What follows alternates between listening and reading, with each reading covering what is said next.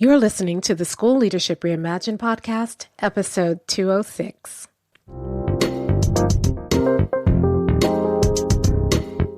How do builders like us make a dramatic difference in the lives of our students in spite of all the obstacles we face? How do you keep your vision for your school from being held hostage by resistant teachers, uncooperative parents, ridiculous district policies, or a lack of time, money, or resources? If you're facing those challenges right now, here is where you'll find the answers, strategies, and actionable tips you need to overcome any obstacle you face. You don't have to wait to make a difference in the lives of the people you serve. You can turn your school into a success story right now with the people and resources you already have. Let's get started.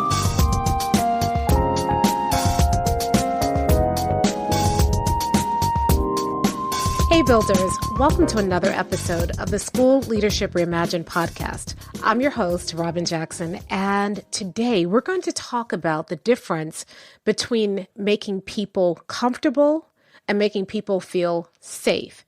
And that difference is important because it can change not only your school culture, but your school's ability to achieve your 100% vision. It is a critical difference. And not enough of us know about this difference. And so we fall into the trap of keeping people comfortable and trying to make people comfortable when what we really should be doing is making them safe. So we're going to talk about not only what that difference is, but if you are in the trap of just trying to make people comfortable, we're going to show you how to get out of that and how to transition to something more powerful, which is safety. But before we do that, a couple of things. First of all, we just onboarded a brand new cohort inside of Buildership University. And I love this. We only do it a few times a year now. And I love when new people join Buildership University and get involved and start working on their visions, their missions, their core values, and starting to make change in their school. It's so much fun.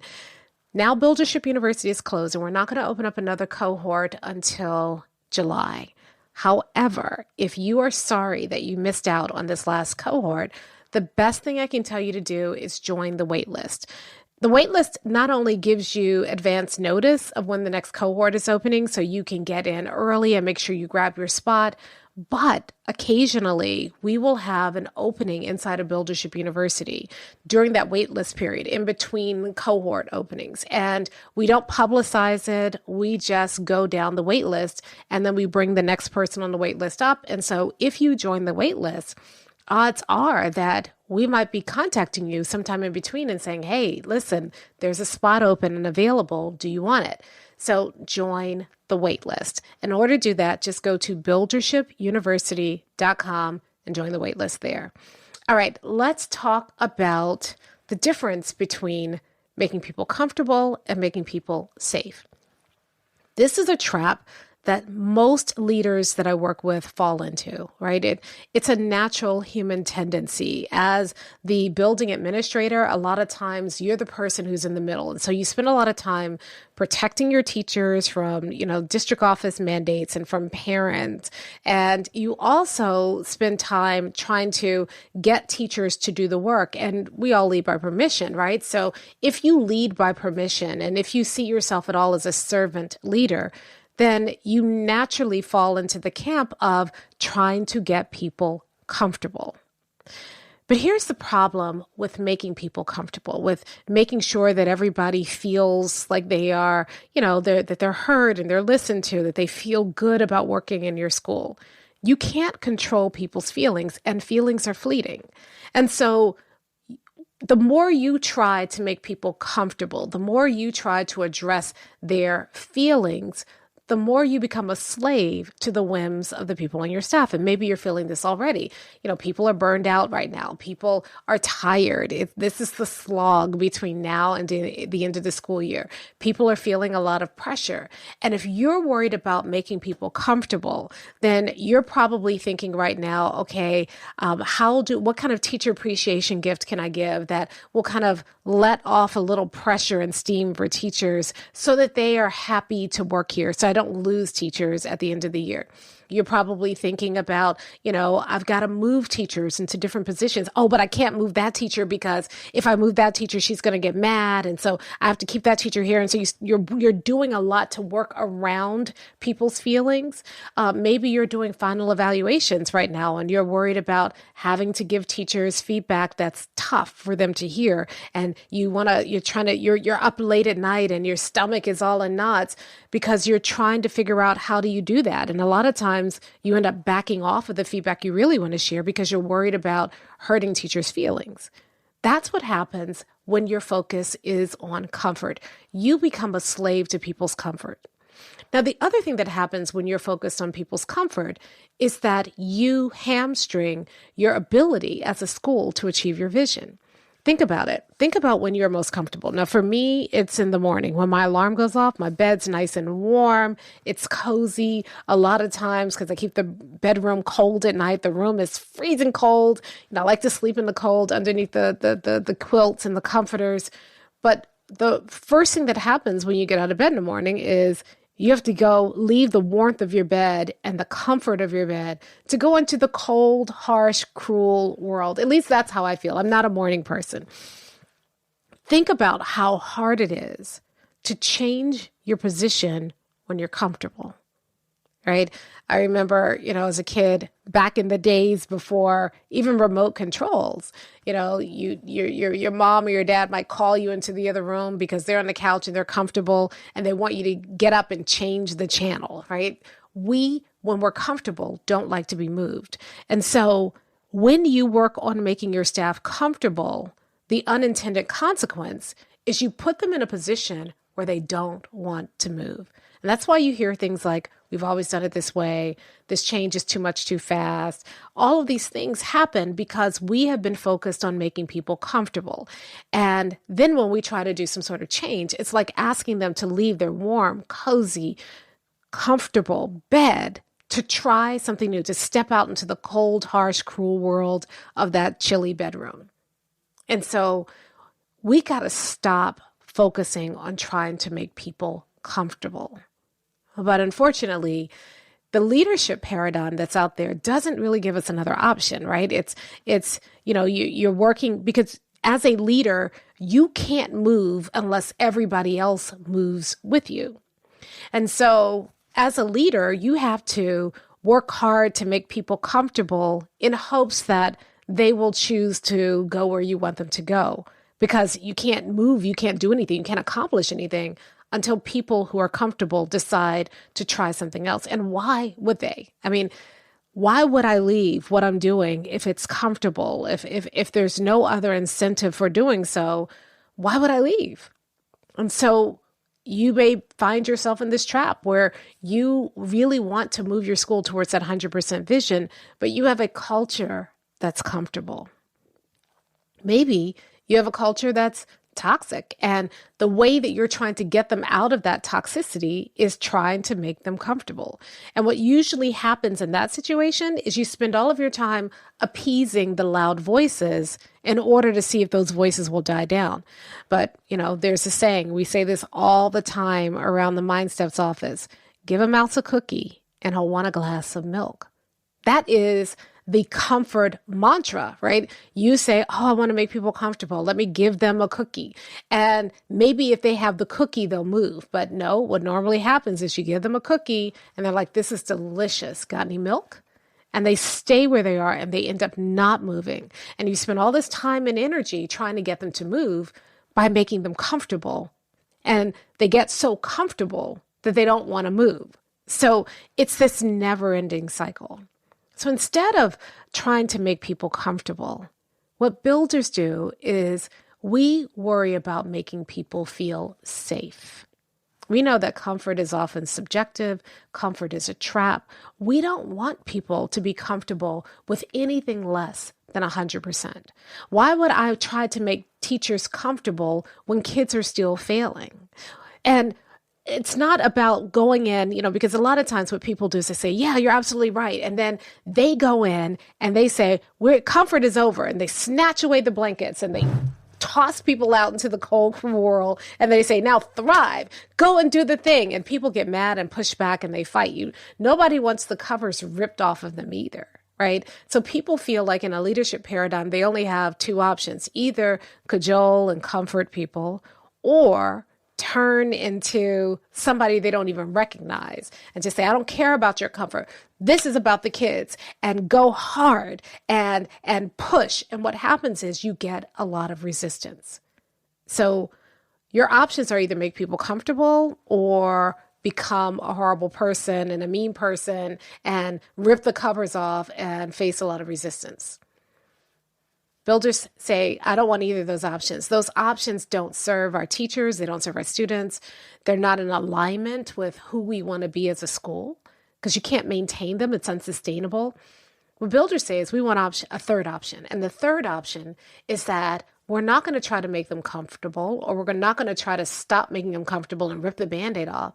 The third option is we're going to go for something higher than comfort, and that's safety.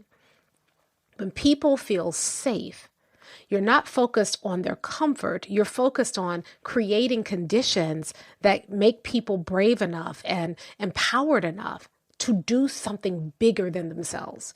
And it allows people to do it when they're scared, when they're uncomfortable. Trying something new is uncomfortable, but if I feel safe, it means that I can get comfortable with my discomfort and try anyway.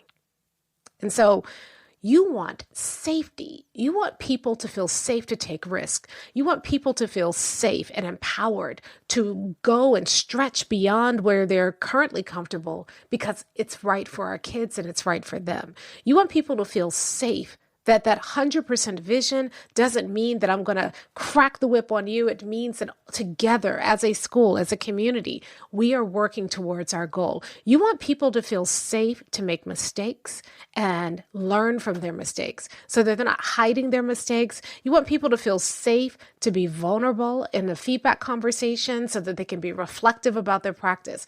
That doesn't happen with comfort. It only happens with safety. So, how do you begin to build safety? There are 4 things, and this comes from our summer reading pick last year. This was such a good book for me because it helped me realize and understand what true safety is and how to build it. And it's been such a great paradigm for thinking about how to not only create safety, but how to analyze a culture to understand where the safety leaks are so that we can close those leaks and make that culture safe. Because when people feel safe, that's when they're innovative. That's when they take risks. That's when they're more receptive to feedback. That's when they take more accountability and stop blaming other people. That's when they take more ownership. They have to feel safe. So there are 4 things that you need to create safety. The first thing is that people need to feel like they are included in the process. Now, when you first hear that, you might think of the touchy-feely, everybody belongs, and let's just give everybody a big hug. That's not what we're talking about here. Being included is really about having a voice, having a say in the process. And the buildership process is very intentional about inclusion. You see, the mistake that most people make about inclusion is they believe that inclusion means that you have to have everybody at every table all the time. That is not inclusion. That's chaos, right? And so we're not talking about making sure that every teacher has a say in every decision. We have in Buildership University, we have something called the decision-making pyramid, and it talks about what decisions get made by whom. And it's based on not only your area of expertise, but your area of influence and accountability. So there are certain decisions that only teachers can make. There are certain decisions that only administrators can make. There are certain decisions that only district officials can make. And there are certain decisions that only kids and their families can make. When you understand what decision needs to be made by whom, then everybody can be included and everybody has a legitimate voice because they're speaking from their area of expertise, their area of influence and experience. And so now when you bring people around the table, the collaboration is really true collaboration because everybody brings a piece that is uniquely theirs. When you create that kind of culture, then you have true voice, not just everybody participating, right? We often think that true inclusion means that everybody participates, but participation and inclusion are two totally different things. And so what you want inclusion. You want everyone to feel like they have a voice and a say about the areas that matter most to them. And that only happens when you truly understand what decisions are in the purview of everybody, and you help everybody understand that. So when you bring them to the table, now I can ask, okay, this is a decision that really rests with you, and this is a decision that's mine, and I'm not fighting for control at the table, because everybody understands the role that everyone else plays, and that means everybody has to be included in the process, because we can't do the process without all the pieces. Do you see the difference? We've got to stop participation trophies happening at the school governance level, right? We have a lot of people sitting at the table and adding to the conversation in ways that they're ill-equipped to do so. And then people get upset because then later on we do another, we go in a different direction, and now they're mad. But the reason they're mad is because we weren't really clear about the role that everybody should be playing around the table. So we have a lot of people who are functioning outside of their roles, and that creates chaos. But true inclusion means that I am a valued member of this community, and I have something to contribute to this community, and my contributions are valued. That's the first step to creating safety. So not only do we have that decision-making pyramid in Buildership University, we also are very clear about who owns what part, right? So the first thing you do in Buildership University, and as a builder, this is the first thing any builder should do, whether or not you're in Buildership University, is you need a vision, mission, and core values. And you've heard me talk about this before. In the past, we have created camels instead of vision statements. You know what a camel is? It's a horse built by committee. And so we create a vision statement where we get everybody around the table and everybody adds to that vision statement. But what happens is, as they're adding to that vision statement, the vision statement gets bloated and less meaningful. The vision belongs to the administrator in the building, the principal, or the superintendent, or the department head at the central office level. Whoever is the person who has that position in the organization, that they're responsible for the vision. That's part of being a builder. Now, the mission is co-created, and it's directly related to the vision. And the core values belongs to your staff. So the core values belong to the people who are actually going to have to make them non-negotiable. It makes total sense. And so now when you're having those conversations, people can see how they are included in the process, and where they have ownership, and also where they have accountability. And that creates a sense of safety. Okay. So the first thing is that people need to feel included and be legitimately included in the conversation in order for that to work, right? The next thing that you need is that people need to feel safe to learn, okay? So this is really about creating opportunities for people to make mistakes without blame, shame, and judgment. And that almost never happens in schools. It doesn't happen for the kids, and it certainly doesn't happen for the adults. We do a curriculum rollout, and then we do a one-day training, maybe, if we're lucky. We shove a whole bunch of materials down people's throats. And then 2 days later, we're in with a checklist talking about, are you implementing the curriculum with fidelity? I just got the thing. I don't understand it yet. I'm still trying to make it make sense. And there's no room for me to be able to do that. And so what happens is, the moment you show up with your checklist and you start throwing around words like implementation with fidelity, what you get is compliance, but you don't get true implementation. And the reason why you don't get that is because you didn't make it safe for people to learn. So in the buildership model, we have what we call the 6 E's of execution, right? So there are 6 things. The change process goes through an evolution, right? You don't really have instantaneous change. What happens is that as you bring in new things that you want to do in your school, you have to help people evolve their practice to include those new things. And so there are 6 E's that are involved in that. You get people excited first, and then you get them, you give them a chance to explore, push back. You give them a chance to really, to understand and digest the ideas and the thinking around it and to raise questions. And you do that and allow people to do that without judgment, without eye rolling and sighs and saying, oh, see, these people never want to do anything. Instead, you give people the opportunity to really explore the idea so that the idea stops being this idea outside of them and it really becomes a part of their thinking. And then the next step is you get them engaged. And during the engaged stage, it's just about people trying and being able to do that in a non-evaluative environment. What we do is we're saying, okay, you got the training, now go do it. People need an opportunity to experiment. People need an opportunity to try different things.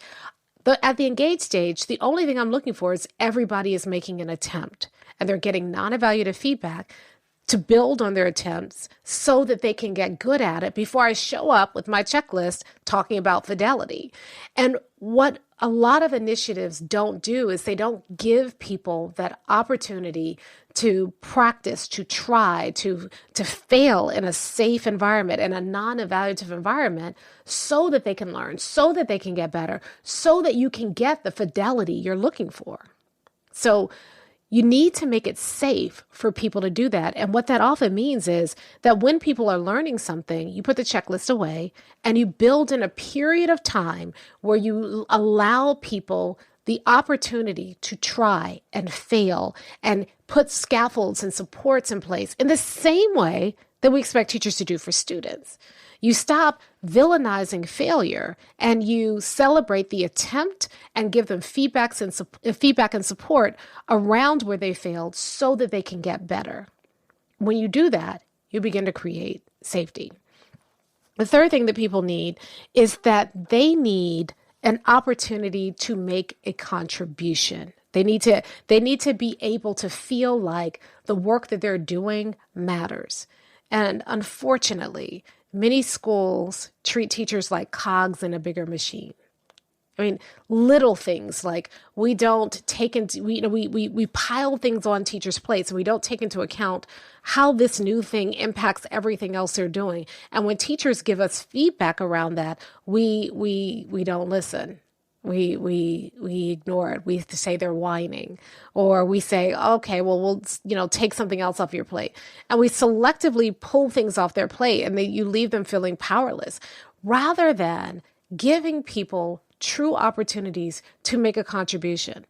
Is your school set up so that teachers have an opportunity to bring their ideas to the table and their ideas get considered in a way that treats their ideas as legitimate? When teachers give you feedback, even if that feedback comes in the form, it sounds like a complaint, do we take it seriously or do we just kind of brush it to the side and make a judgment about them because they are complaining? Do we hear and see the person behind the complaint, or do we just react to the complaint in a way that's defensive?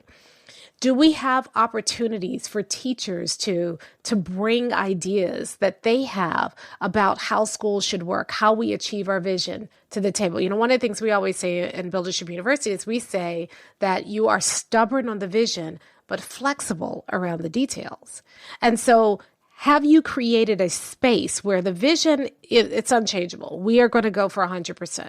But how we get there is not just you figuring it out for teachers, but that you're bringing teachers together and you're asking their opinions. You're asking them to start coming up with ideas about how we get there. And then you have a way to vet those ideas that's not personal.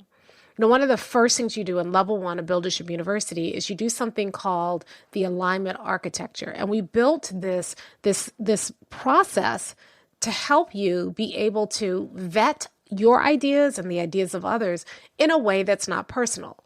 So when people bring ideas to the table, we don't just say, no, we're not doing it. We take every idea and we sift it through your vision, mission, and core values, but we also sift it through the impact that you want to have, the integrity that you want to maintain in your program, and the ultimate identity of your school. And the process gives every idea a score. Now, the score does two things. One, if the score is a certain level, then you're saying this idea works. It works. It's in alignment with what we're trying to do. Let's go ahead and pursue it.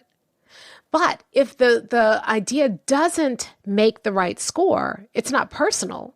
And the person can look at why it didn't make the score, the cutoff score.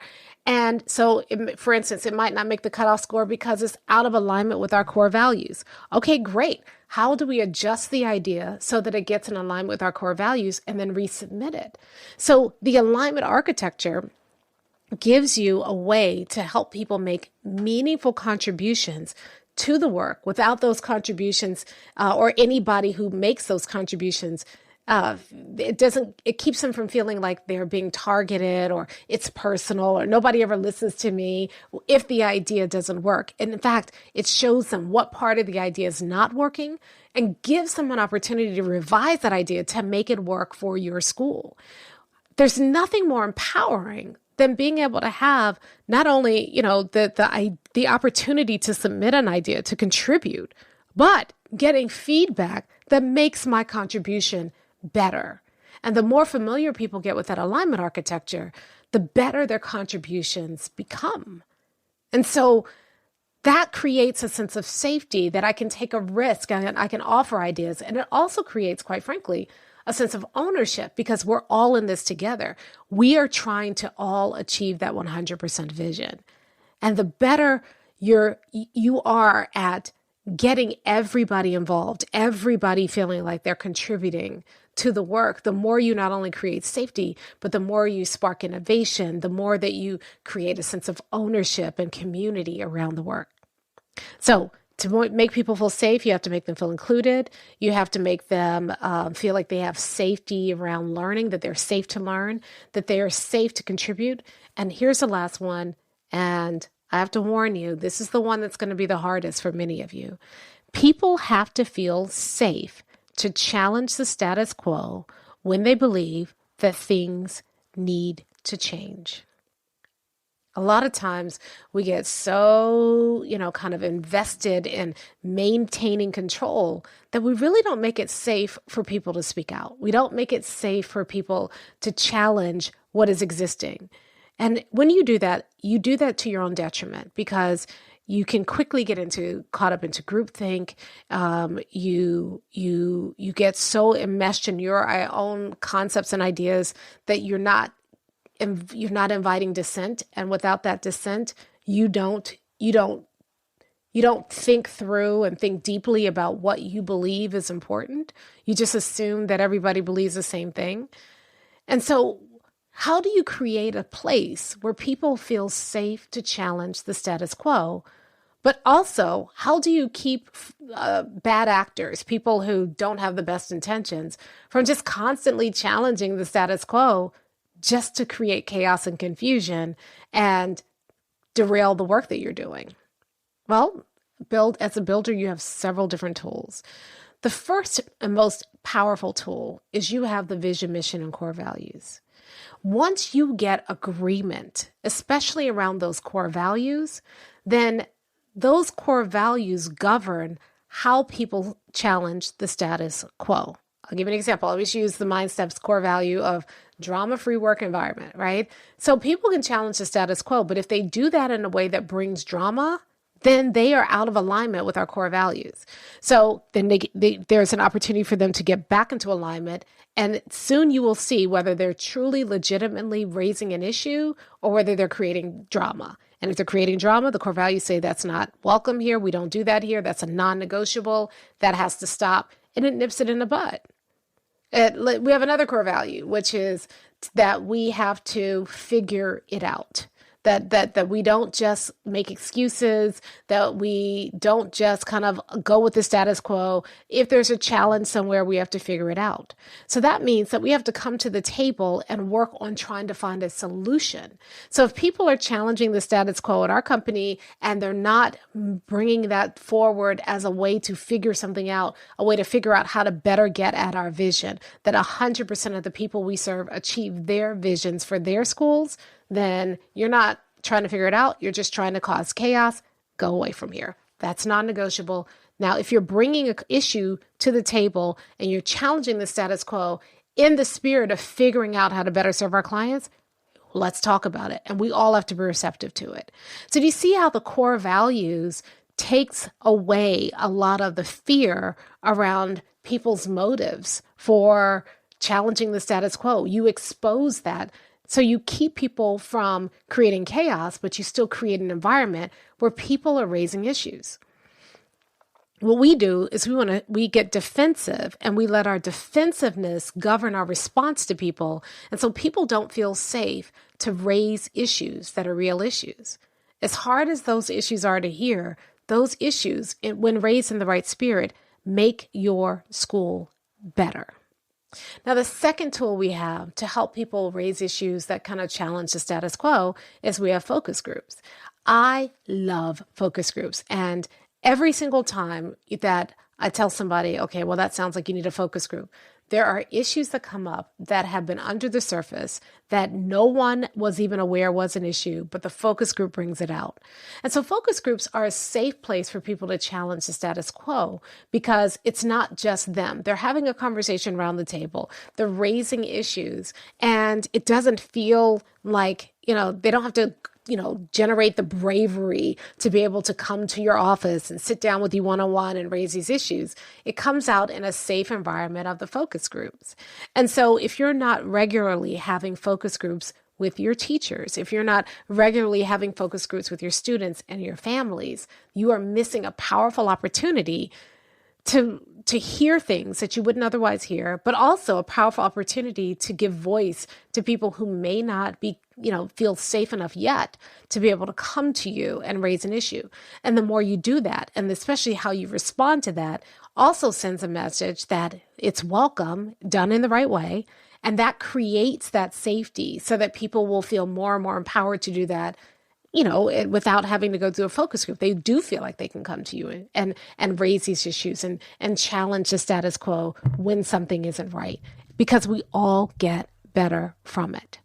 So just to recap, if you want to move from comfort to safety, there are 4 things you have to work on. The first thing is you have to work on making sure that everyone feels included. And that goes with helping everybody understand the role that they play in the organization, the contributions that they can make in the organization, and then bringing people to the table for true inclusion rather than just participation. The second thing is that people have to feel safe to learn, which means intentionally creating opportunities for people to make mistakes, to fail without being judged, creating opportunities for non-evaluative feedback so that people can get better and better and better in preparation for that evaluative feedback. The third thing is that we want to make it safe for people to contribute. So finding ways to help people make a contribution, being intentional, and then having a very depersonalized way to vet contributions and help people make better contributions so that you're all moving towards your vision, mission, and core values. And then the fourth thing is that you want them to feel safe to challenge the status quo. So giving people forums and encouraging people in those forums to challenge the status quo. I just thought of another thing another tool that builders have. That explore stage is a great opportunity to give people opportunities to challenge the status quo. In fact, during the explore stage, you intentionally surface pushback. That is the whole point of the explore stage. So the more you normalize that and the more you give a forum for the pushback so that people can push back in a way that's appropriate, the more you encourage that challenging of the status quo, and the more you're able to leverage those challenges to make the work that you do better. If you do those 4 things and you're intentional about doing those 4 things, your culture begins to shift and it becomes less about worrying about people's individual comfort, and it's more about creating a place where people feel safe to be innovative, where people feel safe to take risks, where people feel safe and empowered to take ownership of responsibility without fear of punishment, where people feel safe to speak up, but ultimately where people feel safe to be their best selves. And when you do that, the entire culture begins to you create this cohesion in your culture where people start working together. You create the atmosphere that's greater than a family atmosphere, because now you're a community on a mission and you are working towards a common goal and towards the common good. You create a place where you stop having so much drama and everybody is just doing their best work every single day. But it won't happen if you focus on comfort. It only happens when you create a place where people feel safe. So my challenge you this week is I want you to think about those 4 elements. What's missing in your school? Are you intentional about creating the safety to be included, to learn, to contribute, and to challenge the status quo? And if you're not doing that, then my challenge for you this week is to start putting these elements of safety in place so that your teachers feel empowered and you build a culture where everybody is focused on that 100% vision like a builder. I'll talk to you next time.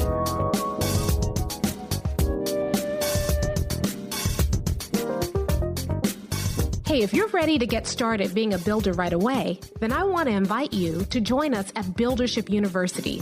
It's our exclusive online community for builders just like you, where you'll be able to get the exact training that you need to turn your school into a success story right now with the people and resources you already have. Inside, you'll find our best online courses, live trainings with me, tons of resources, templates, and exemplars, and monthly live office hours with me, where you can ask me anything and get my help on whatever challenge you're facing right now. If you're tired of hitting obstacle after obstacle and you're sick of tiny little incremental gains each year, if you're ready to make a dramatic difference in your school right now, then you need to join Buildership University. Just go to buildershipuniversity.com and get started writing your school success story today.